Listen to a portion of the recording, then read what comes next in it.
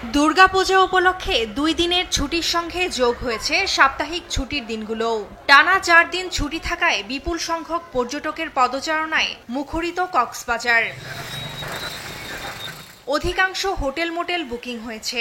5 লাখের বেশি পর্যটক সমাগম হয়েছে বলে জানিয়েছেন পর্যটন সংশ্লিষ্টরা। সর্বোচ্চ সংখ্যক ট্যুরিস্টদের আমরা আগমনের প্রত্যাশা করি। বর্তমান আজকে পর্যন্ত যেহেতু আমাদের আগামী শুক্রবার শনিবার সহ একটা লম্বা ছুটি আছে, প্রায় দীর্ঘ ছুটিতে আমাদের প্রায় 80 থেকে 90% হোটেল বুকিং হয়ে গেছে। আমরা আশাটা করছিলাম সেরকম, কিন্তু আমরা বুকিং পেয়েছি।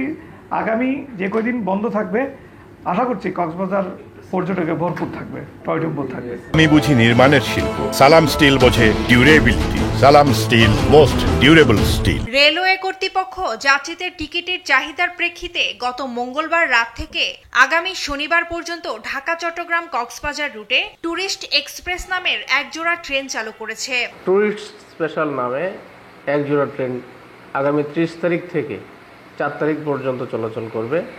ট্রেনটিতে 18টি কোচ থাকবে। ট্রেনটি ঢাকা থেকে ছাড়বে রাত 10:30টায়, কক্সবাজার পৌঁছাবে 6:50 এবং 11:30-এ কক্সবাজার থেকে ঢাকার উদ্দেশ্যে ছেড়ে যাবে। ঘুরতে আসা পর্যটকরা বলছেন, যান্ত্রিক জীবনের অবসাদ কাটাতে দিগন্তের নীল জলের ছোঁয়া পেতে ছুটে এসেছেন তারা। গত 25 তারিখ থেকে কিন্তু লাখ লাখ পর্যটকের সমাগম হচ্ছে এবং তারা 1 থেকে 4 তারিখের যে ছুটিতে, এই ছুটিতে প্রায় 3 থেকে 3.5 লাখ, প্রায় 4 লাখ লোকের সমাগম এখানে ঘটবে।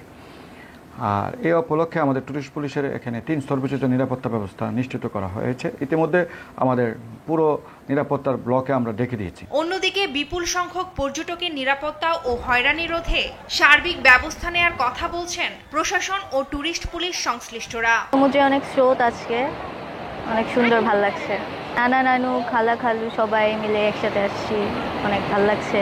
জামাই নাতি সপরিবারে এসেছি, এমনকি আমার বাসায় 2টা বিড়াল আছে, ওদেরকে নিয়ে এসেছি। মোট কথা সপরিবারেই আসছি আমরা। এটাই অন্যরকম। কক্সবাজার আসলে মনেই চাই যে কক্সবাজার আসি। কক্সবাজার সমুদ্র সৈকত আমাদের মনে করেন শহরের জীবন থেকে একটু গ্রামীণ জীবনে আসলে কক্সবাজারের ফিলটা উপভোগ করতে পারি। আগত পর্যটকরা নির্বিঘ্নে ঘুরে বেড়াবে কক্সবাজারের সবকয়টি পর্যটন কেন্দ্রে, এমন প্রত্যাশা সংশ্লিষ্টদের। ফারজানা আফরোজ টুম্পা, নিউজ ডেস্ক, দেশ টিভি।